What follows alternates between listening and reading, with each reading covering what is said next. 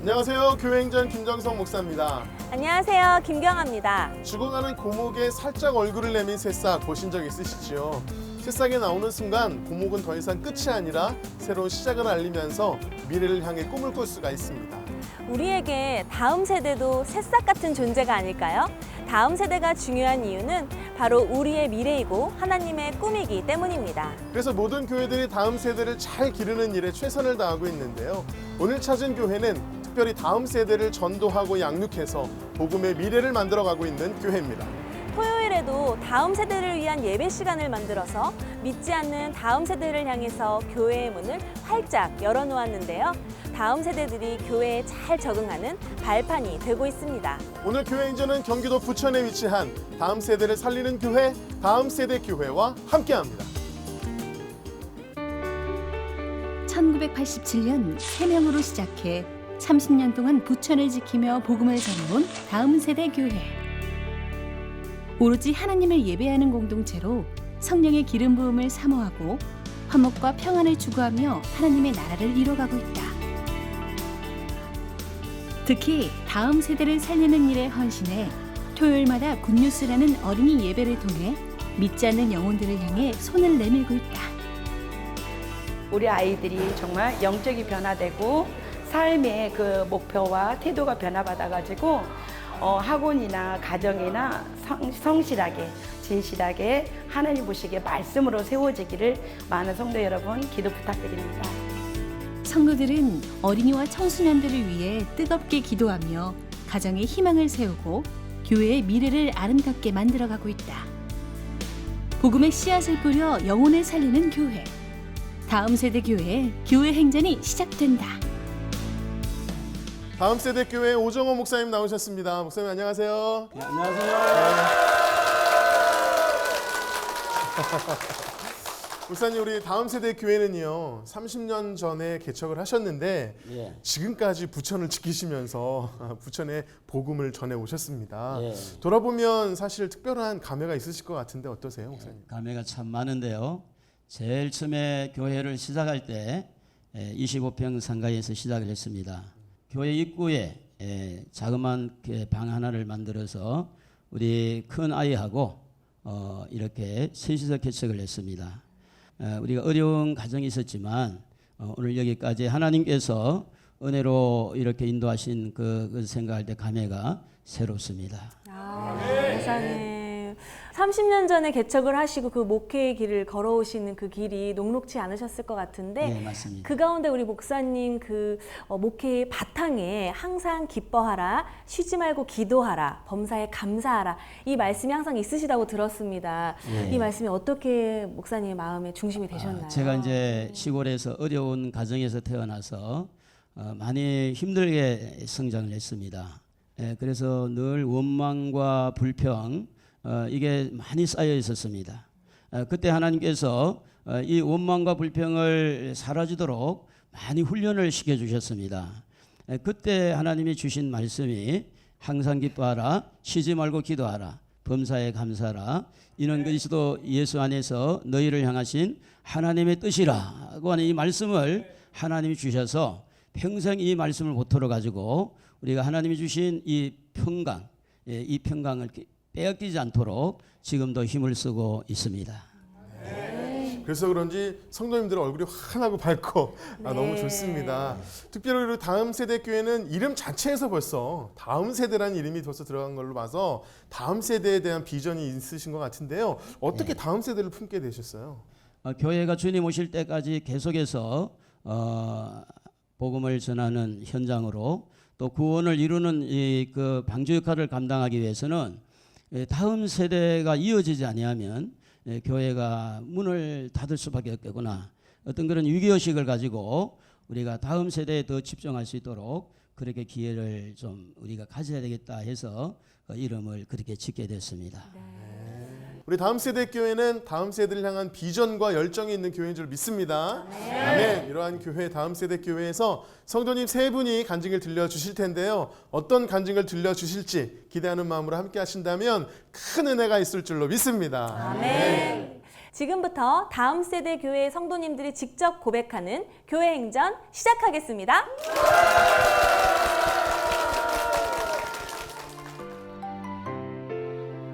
번째 주인공은 아픈 언니를 돌보며 힘든 시간을 보내다가 언니와 같은 아픔을 겪고 절망했지만 예배 가운데 하나님을 만나며 영육이 회복된 이다슬 청년입니다. 네, 저는 어렸을 적부터 할머니를 따라 교회를 다니기 시작했습니다. 제가 5살 때 저희 부모님이 이혼하셔서 엄마가 저희를 버리고 나가셨고 저는 그때부터 엄마에 대한 원망을 키우기 시작했습니다. 엄마랑 이혼을 하고도 가정에 신경을 전혀 써주지 않는 아빠가 너무너무 미웠고 언니인데도 동생처럼 행동했던 언니가 너무 마음에 들지 않았습니다. 그래서 저는 그때부터 저희 가족들 중에서 할머니 빼고 다 싫어했습니다. 그런 가족들을 미워하는 마음을 키우고 자라던 중 제가 중학교 1학년 때 언니가 제 앞에서 발작을 일으키며 쓰러졌습니다.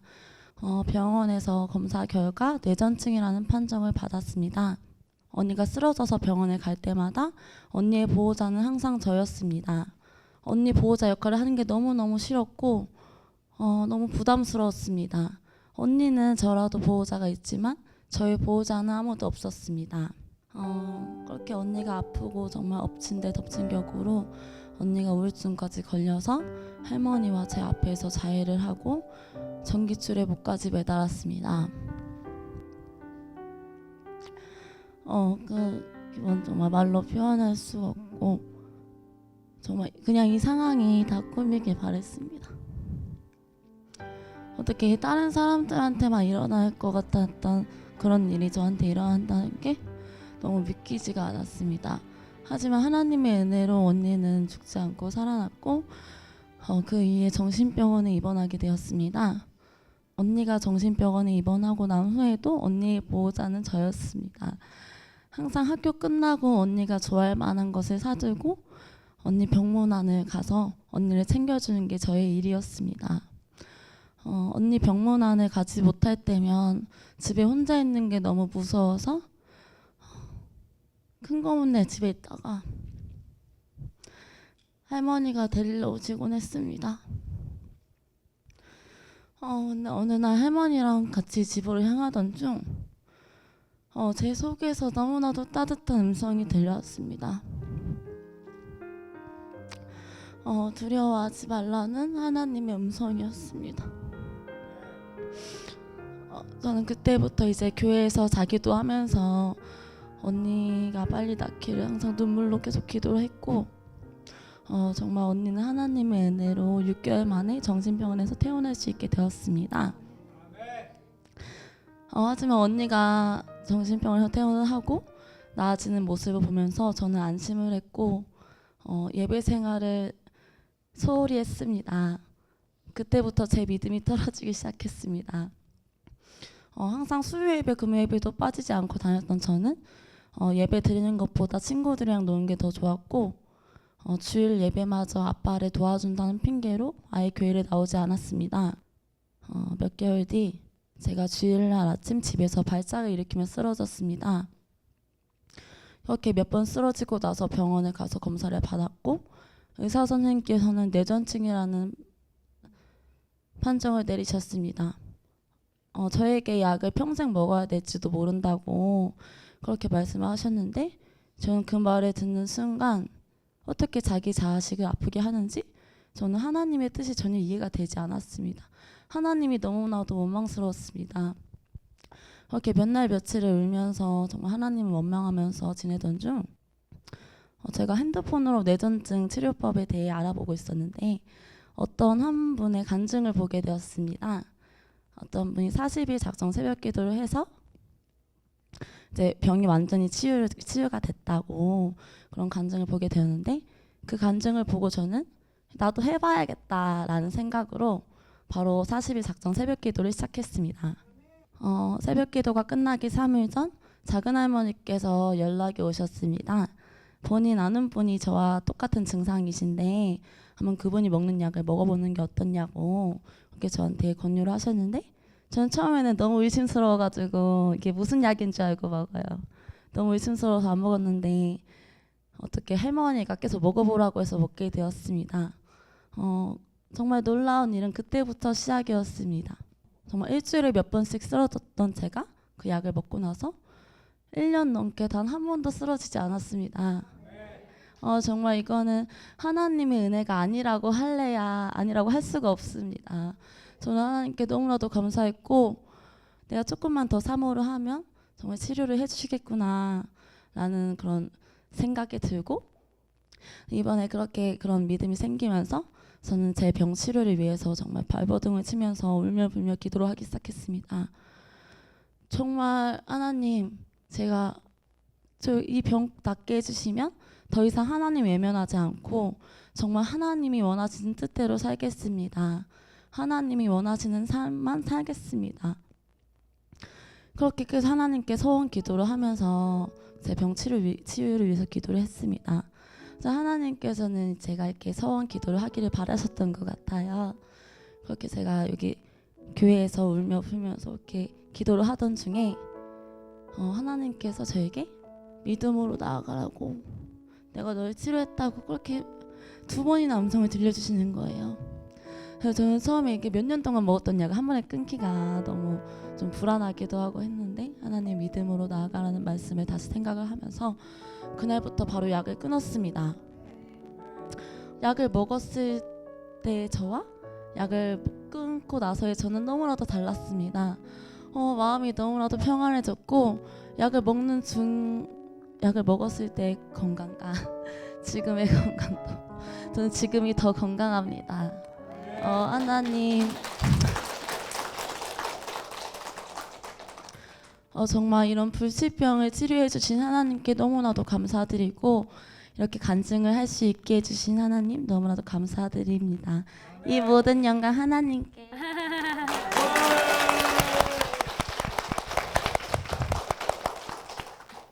네, 우리 다슬 자매님의 귀한 간증 잘 들었습니다. 언니와 똑같은 병을 진단받았어요.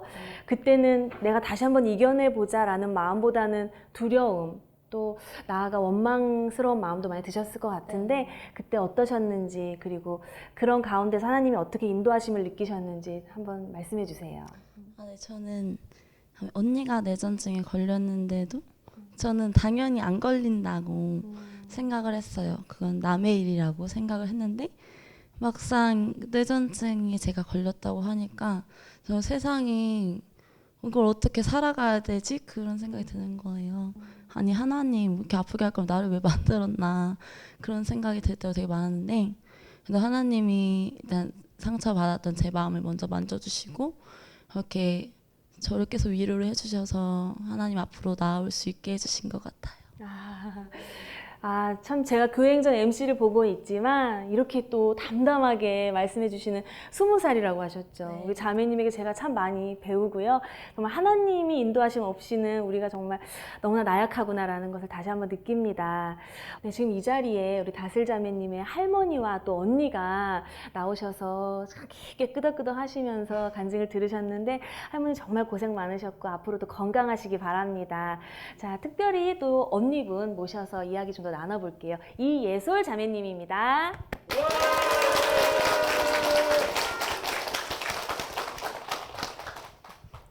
네, 동생분의 간증 잘 들으셨죠? 참 많은 마음이 드셨을 것 같아요. 어떠셨어요? 네, 간증을 듣기 얼마 전까지는 저는 저 아픈 것만 생각하고 저 힘든 것만 생각을 했는데 다슬이가 이렇게 힘들어 할 줄을 전혀 생각지도 못했어요. 근데 이야기를 듣고 나서 다슬이가 많이 힘들고 불안했다는 얘기를 듣고 나서부터 저는 다슬이한테 언니 노릇을 못 해주고 언니인데도 언니 노릇을 못 해주고 맨날 어린아이 같이 행동하고 그런 점이 너무나도 미안하고 지금까지 저를 언니처럼 항상 챙겨주고 그랬던 게 너무 고마워요. 그래서 저는 이제부터 다슬이한테 계속 언니 노릇을 하면서 챙겨주고 그러려고요. 이런 기회가 없었다면 예, 맞아요. 자매의 마음을 어떻게 알 수 있었겠습니까? 자매에게 다시 한번 박수 한번 부탁드릴게요. 네. 우리 다슬 자매님도 이제 지금 너무나 언니를 바라보는 눈빛이 사랑스러운데 한때는 언니를 원망했다고 했잖아요. 지금 언니에 대한 마음이 많이 달라졌을 것 같아요. 네, 저는 거의 19년 동안 언니를 항상 싫어했었는데 그것도 하나님이 마음을 만져주셔서 언니를 긍휼히 여기는 마음을 주셔가지고 이제 그때부터 언니를 더 사랑해 보려고 많이 노력하고 있어요. 앞으로는 주님의 정말 풍성한 은혜 가운데 꽃길만 걷는 자매가 되길 축복하면서요. 두 자매에게 정말 우레와 같은 큰 박수 부탁드립니다.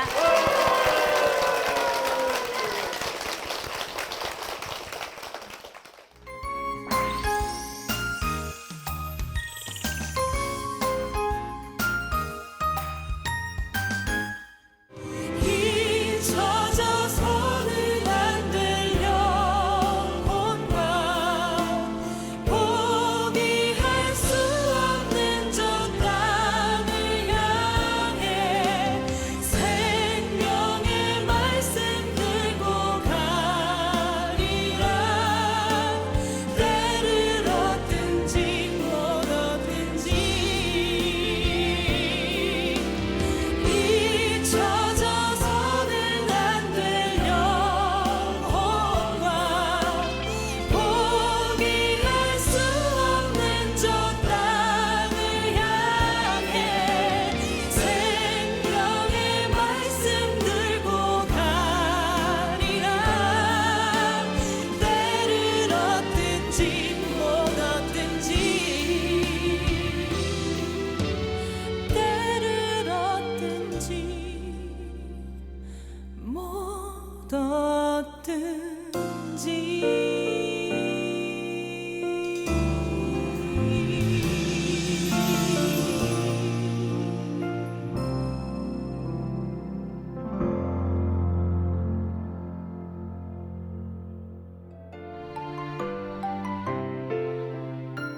두 번째 주인공은 썬데이 크리스찬으로 살다가 경제적인 고난을 겪으며 예배 중심의 삶으로 변화되어 복음을 전하는 일터 전도자로 살아가는 최금자 권사입니다.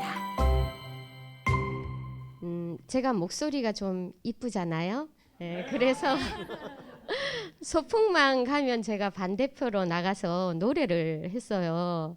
인기가 좋았는데요. 어느 날 한 친구가 발성이 잘 된 목소리로 제 대신 나가서 노래를 하는 거예요. 그래서 왜 저 친구가 갑자기 노래를 잘하는 거야? 이랬더니 교회 성가대를 한다는 거예요. 아, 교회가 노래도 가르쳐 주는구나 이렇게 생각을 했습니다. 대학 시절에는 제가 간호대학을 갔는데 친한 친구 집에 친한 친구하고 둘이서 자취를 했어요. 그 두 친구는 저에게 틈만 나면 교회 가자, 예수님 믿어라 이렇게 얘기를 했지만 버티다가 어느 날 이제 선심 쓰듯이 한번 교회를 따라갔습니다. 그날따라 비가 주룩주룩 오는 날이었는데 많은 사람들이 하나둘 몰려들더니 가득 채워지는 거예요. 그러더니 목사님 말씀이 끝나고 나니까 불을 끄고 막 손을 흔들면서 소리 지르면서 막 기도를 하는 거예요. 많이 놀랐어요. 그리고는 교회를 안 갔죠. 그리고 졸업을 하고 이제 병원에 취직을 하면서 정말 천사 같은 친구를 만났어요. 그 친구가 성당에서 세례 받고 같이 이제 믿음 생활 하자고 얘기하길래 제가 거기서 세례 받고 미사를 드리면서 한 2달 정도 되었을 때 저희 질친들은 계속 저를 위해서 중보기도를 하고 있었고요. 그 덕분인지 제가 믿음의 가정으로 시집을 오게 되었습니다. 그래서 주일날 아침이면 교회 봉고차가 어김없이 집 앞에 대기하고 있었고 아버님 어머님이 교회 가자 이러면 거절하지 못하고 따라 나섰습니다. 교회 가서 말씀을 듣는데 재미가 하나도 없는 거예요. 하나님이 누구신지 예수님이 누구신지 목사님은 또 찬송가를 1절만 부르시면 좋을 텐데 막 4절까지 부르시는 거예요. 그리고 막 필이 꽂히시면 다시 1절로 돌아가서 또 4절까지 부르시는 거예요. 그래서 참 신기한 곳이기도 하다 이런 생각을 하면서 썬데이 크리스찬으로 생활을 하게 되었습니다. 아이들도 다 자라고 좀 무료해질 때쯤 친구가 돈을 잘 벌 수 있는 그 다단계를 해보라고 얘기를 하더라고요. 그래서 제가 그 일에 집중하게 되었고 예배 생활은 등한시하게 되었습니다. 그래서 주일날 목사님 축도가 끝나기도 전에 저는 설명하러 쫓아갔고요. 정말 돈 잘 벌었습니다. 3년 동안 장밋빛 인생이었고 정말 랄라랄라 즐거웠어요. 걱정이 없었고요.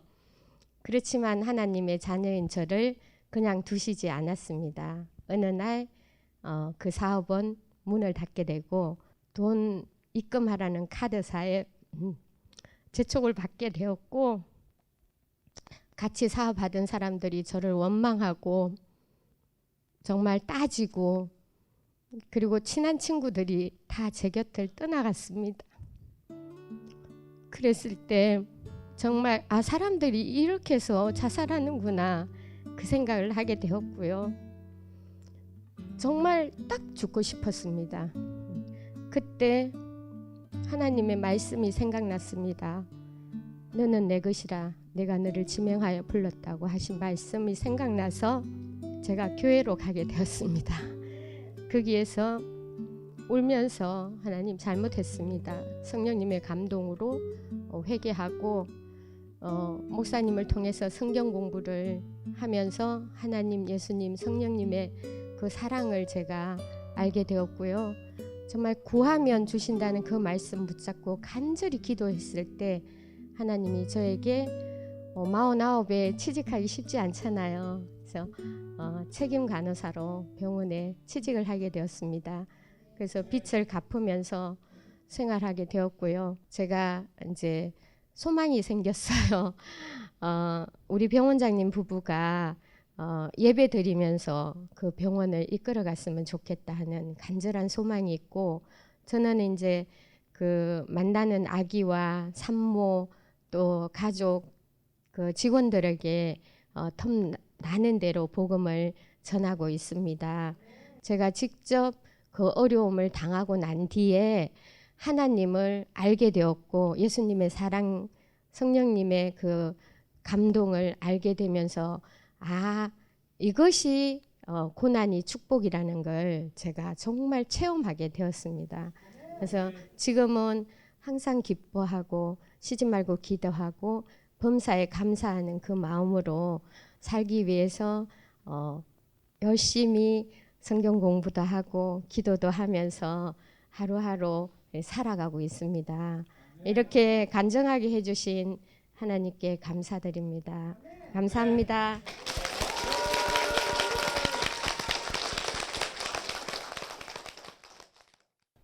최금자 권사님의 귀한 간증 함께 나눴습니다. 권사님, 아직도 그 재정적인 어려움이 해결되지 않은 것으로 알고 있는데 궁금한 게 뭐냐면 아직 재정적으로 해결되지 않아서 어려움 중에 있지만 주님을 만나서 굉장히 행복해 보이시거든요. 행복한 지금과 돈이 많았을 때, 저희는 돈이 많은 적이 없었기 때문에 궁금한데 돈이 많았을 때 그때랑 지금이랑 언제가 더 행복하고 언제가 더 축복인 것 같으세요? 당연히 지금이 행복합니다. 네. 돈은 정말 영생을 주는 것은 아니잖아요. 네. 그래서 지금 이제 하나님의 자녀로 아버지라 부를 수 있는 그런 상황이 걱정도 없고 그래서 좋습니다. 네. 아멘입니다. 정말 그 세상 것은 비교가 안 돼요. 그럼요. 네, 그렇게 위안을 삼아 봅니다. 네. 그런 과정들을 묵묵히 함께 하셨던 가족분들이 지금 앞에 나와 계십니다. 시어머님과 남편 이상호 집사님, 따님이신 이수연 자매님 묵묵히 잘 들어주셨는데 그 가운데 특별히 우리 따님이신 이수연 자매님 무대로 모셔보겠습니다.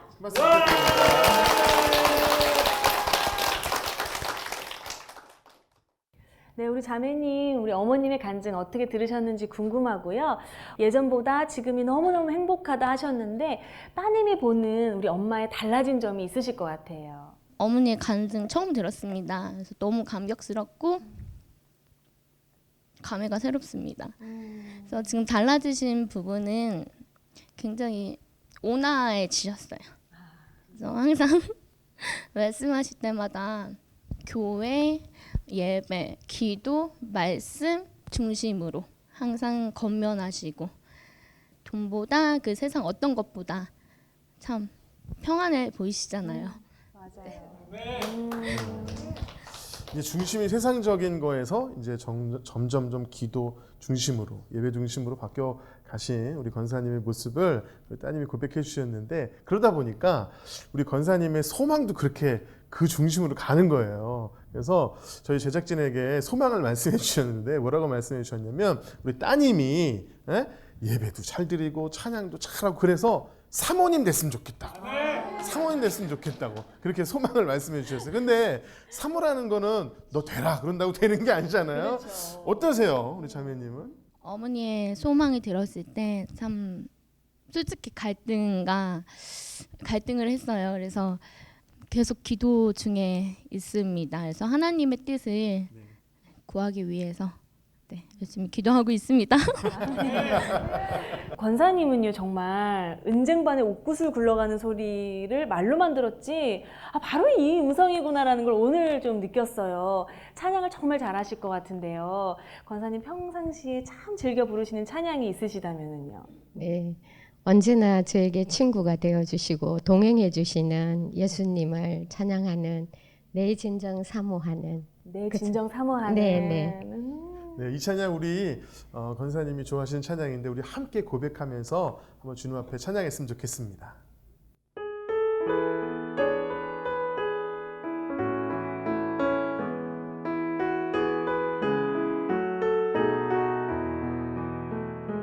내 진정 사모하는 친구가 되시는 구주 예수님은 아름다워라.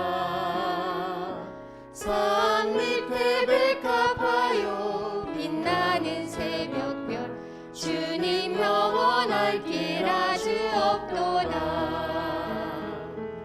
내 맘이 아플 적에 그리로 되시며 나 외로울 때 좋은 친구라. 주는 저 산 밑에 백합 빛나는 새벽별 이 땅 위에 비길 것이 없도다. 인생의 가장 좋은 친구 되시는 우리의 빛 되시는 주님만 따라가는 이 가정이 될 수 있도록 두 분께 힘찬 박수 부탁드리겠습니다.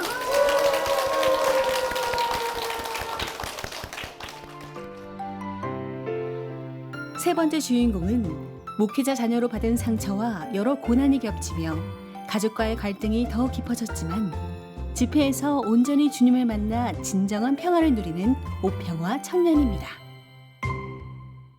저는 어릴 적에 유아 시절부터 저희 부모님들이 목회 사역에 집중하다 보니까 저희 세 남매를 집에다가 두고 나가신 적이 많았어요. 그래서 저희는 동생이랑 저는 언니 손에 키우면서 항상 부모님의 빈자리가 늘 느껴지면서 외로움 속에서 상처 속에서 자라는 가운데 세 남매 중에서도 2대1로 된 적이 많아서 항상 저는 가족들을 싫어하고 미워하고 원망하고 목사님과 아빠가 좀 따로 있었으면 좋겠다는 생각을 어릴 적에는 제가 워낙에 소심하다 보니까 겉으로는 표현하지 못하고 속으로만 좀 원망을 키우면서 자라왔어요. 그러다 보니까 이제 10대 때부터는 주님과 점점 멀어지면서 가족의 쓴뿌리만 자라고 왔었어요. 그러다 보니까 부모님이 목회한다는 거는 친구들한테 비밀로 하고 있고 하는데도 제 한쪽 구석에는 하나님이 살아계심을 알기 때문에 18살 때 그냥 진짜 하나님이 살아계시면 제가 바라는 거 다 이루어 주세요 라고 생각했던 것들이 여러 가지가 있었는데 19살 딱 되니까 모든 것들이 다 이루어진 거예요. 그래서 제가 설마 하나님이 진짜 살아계신가 그래도 믿지 않는데 제가 어느 날 금요 예배 때 왔는데 저도 모르게 무릎 꿇고 기도하고 싶다라는 생각이 그냥 들었어요. 그래서 그냥 몸이 자연스럽게 무릎이 꿇어졌는데 저도 모르는 사이에 눈물이 왈칵 쏟아지면서 기도를 안 하는데 눈물이 왈칵 쏟아져서 도대체 이게 뭐지?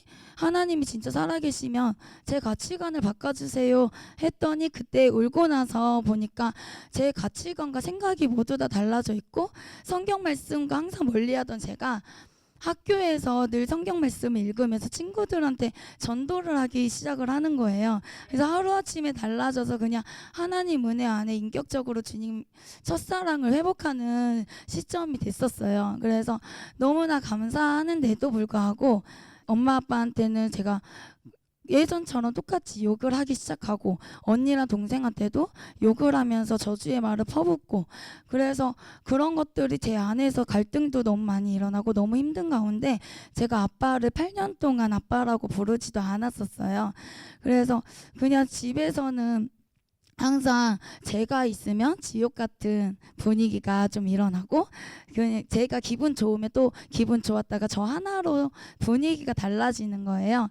그러는 해에 제가 2016년 해에 교통사고가 일어났었어요.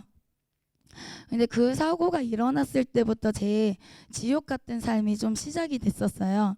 그래서 몸이 사고는 보행하다가 이제 차가 저를 쳤는데 하나님 은혜로 살아났지만, 그때부터 제 고통에 말도 없이 따르는데 점점 하루하루 침이랑 주사를 맞으면 나아야 되는데 낫는 것이 아니라 제가 서 있는 것도 힘들고 앉아 있는 것도 힘들고 겉으로 볼 땐 멀쩡한데 제가 너무 말도 안 되는 고통에 따라가지고 이 자는 것도 너무 힘들어서 수개월간을 잠을 자지도 못하고, 자고 일어나면은 부모님들은 잘 자고 있으니까 괜히 화가 나고, 엄마 아빠랑은 사이가 안 좋았기 때문에 아프다는 것을 제가 제대로 이야기할 수가 없었어요. 직장에서도 여러 번 쓰러지고, 직장을 어린이집 교사였는데 교사로서 제대로 행하지도 못하고 제가 병원 생활로만 신세를 졌었어요. 하나님만 의지할 수밖에 없어서 하나님 저 좀 살려주세요. 저 좀 살려주세요. 저 지금 이 세상에서 살아갈 수 없는데 주님 지금 저를 회복해 지켜주세요. 너무 힘들어요 하면서 되게 간절한 외침을 들었었어요. 근데 그때 엄마를 통해서 잠깐 이야기하다가 어떤 캠프, 다니엘 캠프를 알게 됐는데, 그냥 그곳에서 일어난 일들에 대해 간증을 잠깐 들었을 때 저는 그냥 그 사실이 믿겨졌었어요. 아, 나한테 일어난 일들이 이게 다 사단이 주는 거였구나, 사단이 주는 병이었구나, 그리고 내가 그렇게 말을 하고 싶지 않은데도 이렇게 말이 나가는 게 나를 갖고 노는 거구나 하면서 사모함을 가지고 다니엘 캠프에 제가 다녀왔었어요. 3박 4일 동안 저는 그때 하나님이 10대 때 변화시켰던 것처럼 저를 변화시켜주지 않으면 주님 나는 여기서 살아갈 수가 없습니다. 저는 이 세상에서도 가족도 없고 아무도 없어요. 그리고 몸이 너무 아파서 쉴 수가 없어요. 하나님 살려주세요 하면서 제가 그렇게 기도하는 중에 하나님이 그때 예언사역 때 이곳에서 너한테 영혼육을 더 사모하면 치료하게 해주신다라는 말씀만 듣고 제가 그 말씀만 붙잡고 그냥 하나님 그러면 나 더 사모할 테니까 해주세요 하면서 그냥 온몸으로 기도하고 온몸으로 찬양하고 온몸으로 회개의 영이 부어지는데, 제가 그때 하나님이 보여주셨던 게 사단이 저를 통해서 가족들한테 어떻게 했는지 파로노라마처럼 하나님이 그곳에서 저한테 보여주셨어요. 그래서 제가 그곳에서 그냥 회개의 영이 부어지면서 가족들한테 제가 어떤 말을 했는지 다 생각이 나면서 너무 미안해서 가슴이 찢어지더라고요. 그러면 자연스럽게 제가 수년간의 가족들한테 받은 상처들에 대해서는 하나님이 위로해 주시고, 그러면서 제가 회복이 일어나면서 그곳에서 영혼육이 치료가 됐는데, 그냥 치료가 된 것뿐만이 아니라 제가 좀 더 하나님을 알게 되고 하나님의 음성도 듣게 되고 그냥 영적 세계가 저한테 열리기 시작했었어요. 그래서 저는 더 좀 힘들었던 것 같아요. 제가 몰라도 되는 사실에 대해서 영적 세계가 눈앞에 펼쳐지는데 그냥 다르게 좀 힘들었었어요. 사단이 저를 예전으로 돌아가게 하려고 수많은 공격과 수많은 방해를 했었고, 그래서 저는 갔다 오고 나서 쉬지 않고 항상 새벽기도, 수요 예배, 금요 예배 드리면서 그 드리지 않는 곳에서도 24시간을 늘 여기 강단 옆에서 몇 개월간을 하나님께 부르짖었던 것 같아요.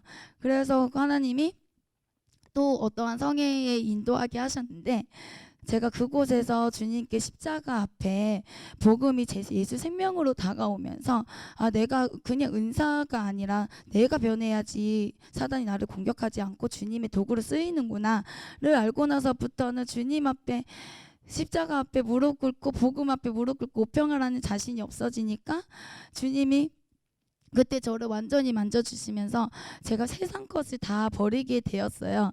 그래서 자고 일어났는데 제 안에 제약이었고 성령의 열매만 가득하구나, 그거를 깨닫게 되는 순간부터 제가 저한테 일어나는 일들에 대해서 하루하루가 날마다 은혜거리고 간증거리고 기도하는 대로 기도 응답이 일어나고, 그래서 너무나도 놀라운 은혜를 되게 경험하고 있습니다.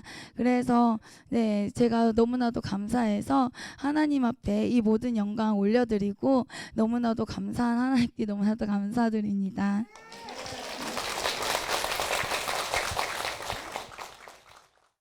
오평화 자매님의 귀한 가정 함께 나눴습니다.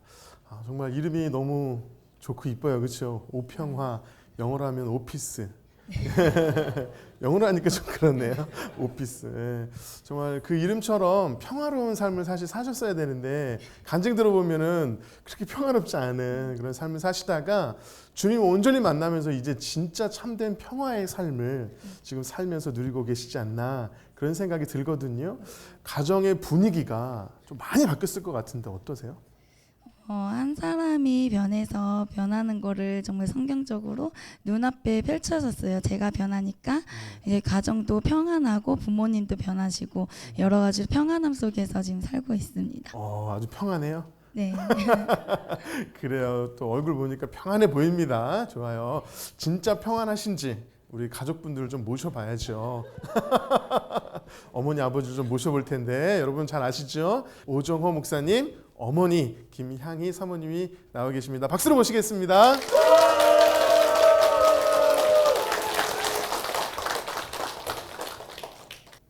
네, 목사님 사모님 나오셨는데요.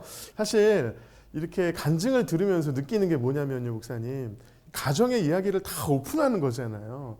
사실 이게 쉽지 않았을 것 같은데 간증 들으시면서 어떠셨어요, 목사님? 사실 목회자가 되어서 가정이 우선이 되면 교회가 참 목회가 쉽지 않습니다. 물론 가정도 돌보고 교회도 돌봐야 되는데 젊어서는 교회가 문제다. 그러다 보니까 아이들한테 맡기고 큰애한테 맡기고 이렇게 했던 그것을 생각하면 너무 미안하고, 그 어려운 여건 속에서도 하나님께서 보호해 주셨다는 거, 그것이 감사가 되네요. 네, 맞습니다. 사실 저도 돌이켜보면 첫째 딸이 있었을 때 굉장히 가난했어요. 그러다 보니까 맛있는 거 사달라고 하면 못 사줘서 그게 아직도 마음에 굉장히 아픔이 남는데, 근데 결국은 기도가 사실 가장 큰 유산이잖아요. 그렇죠? 기도하셨기 때문에 지금 이렇게 간증할 수 있었던 것 같은데요. 우리 또 사모님이 특별히 기도를 많이 하셨어요. 따님께서 돌아올 거다, 회복될 거다, 이게 믿음의 확신을 가지고 기도하셨나요? 2016년부터는 일천 번제를 좀 해야 되겠다고 그러면서 이제 주 목적은 평화였어요. 평화가 정말 하나님 앞으로 되돌아오기를 기도하는 중에요. 딱 1년 만에 12월 달에 저희가 다니엘 캠프를 제가 알게 됐어요. 근데 이제 여기를 갔다 오면 우리 평화가 완전히 돌아오겠구나, 회복되겠구나 싶어서 얘기를 했더니 거부를 안 하는 거예요. 그래서 정말 딱 1년 만에 하나님 앞에 응답을 받았어요. 지금까지 지금 이제 700 몇 번째 하고 있는데요. 지금까지 하고 있지만 하나님 앞에 얼마나 감사한지 몰라요. 1천 번을 다 안 쳤는데도 하나님이 응답을 벌써 하셨네요. 참 기도의 능력은 참 대단합니다. 어머니의 이런 기도가 있었기 때문에 또 이렇게 귀하게 간증할 수 있었다는 생각이 드는데요, 자매님. 은혜 받는, 아주 이렇게 깊은 은혜를 받는 찬양이 있으시다면? 오직 예수뿐이네 라는 찬양이 저한테 감동으로 와닿는데, 이 첫 소절이 은혜 아니면 살아갈 수 없네예요. 요즘에 하루하루가 하나님 은혜 속에서 거하고 살고 있기 때문에 제 작년 삶과 지금 삶을 돌아봤을 때, 작년에 제가 이 세상에서 살아갈 수 없었고 모든 병과 제 영을 다 하나님께 치료해 주셨고 가정 회복을 시켜주셔서 제가 이 찬양이 항상 부르며 눈물이 납니다. 네, 은혜 아니면 살아갈 수 없네라는 이 가사가 오늘 우리 모두의 고백인 줄로 믿습니다. 자매님의 고백을 담아서 제가 찬양 선물을 해드릴 때 정말 은혜로 살아가시는, 그렇게 찬양하는 우리 평화 자매님이 될 수 있도록, 그리고 힘있게 목회하는 담임 목사님과 사모님 될 수 있도록 힘찬 박수 부탁드리겠습니다.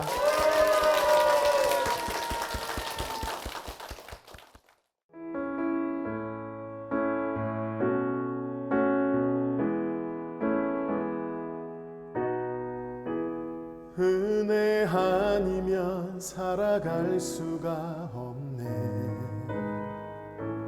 호흡마저도 다 주의 것이니 세상 평안과 위로 내게 없어도 예수, 오직 예수뿐이네. 그 신계획 다 볼 수도 없고 작은 고난에 지쳐도 주께 묶인 나의 모든 삶 버티고 견디게 하시네.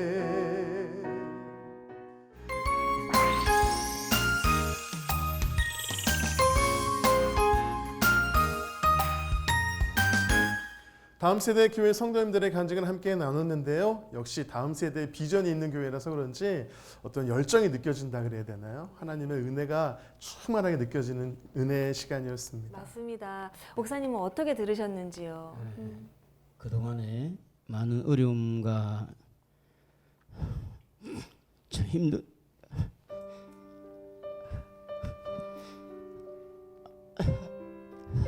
힘든 일이 있었는데 그에 대한 보상 같기도 하고 또 우리 간증하는 분들이 모두가 하나님의 은혜로 만져주심으로 또 이렇게 회복된 것을 이렇게 보면서 우리 하나님 앞에 감사하고 이렇게 방송까지는 전 생각지도 못했는데 또 이런 기회도 주신 하나님 앞에 영광을 돌립니다. 아멘입니다.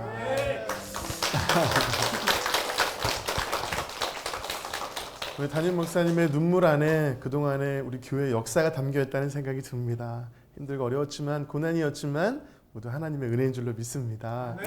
목사님, 우리 다음 세대 교회의 비전과 기도 제목이 있으시다면 함께 나눠주시죠. 은혜 아니면 안 된다는 걸 알고 있기 때문에 하나님의 은혜가 우리 교회 우리 성도들에게 임하기를 바라고, 특별히 기도 제목은 다음 세대를 위해서 우리가 이제 총 집중을 해서 다음 세대 아이들을 잘 살릴 수 있는 우리 교사들이 좀 일어날 수 있도록 기도하고, 그리고 선교를 또 열심히 하는 그런 교회가 되기를 소원합니다. 아멘. 저희가 함께 기도하도록 하겠습니다. 제가 오늘 성도님들의 간증을 듣고 담임 목사님 모습을 보면서 오늘 다음 세대 이 교회 이름으로 사행시를 한번 해야 되겠다, 이런 마음이 들었습니다. 여러분 띄워주실 거죠? 자, 준비. 언제 그런 걸 준비하셨어요? 네. 자, 준비 시작. 다채로운 말씀과 성경 공부 그리고 훈련으로 음악과 찬양과 열정으로 세계의 열방을 품고 기도하는 대한민국의 미래 한국교회의 희망이 다음 세대 교회인 줄로 믿습니다. 네. 그래요. 우리 다음 세대 교회를 통해서 하나님께서 비전을 가지고 계시고 꿈을 꾸고 계신 줄로 믿습니다. 그 하나님의 꿈을 이뤄드리는 교회가 될 수 있도록 우리 담임 목사님과 교회를 위해서 힘찬 박수 부탁드리겠습니다.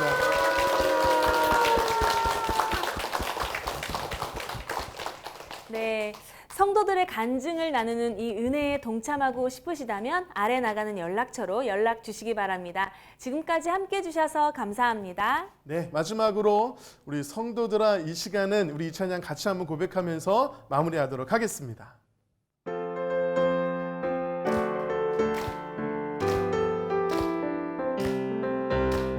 성도들아, 이 시간은 은혜 받을 기회로다. 허락하신 성령 역사 우리 위에 임하셨네.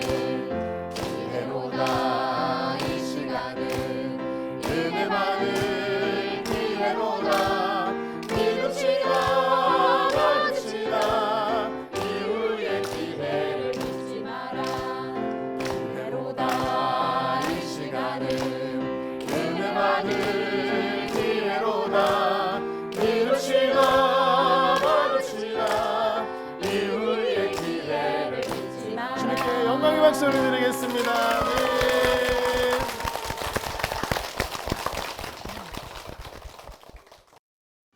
이 프로그램은 CTS 방송가족의 사랑과 후원으로 제작되었습니다.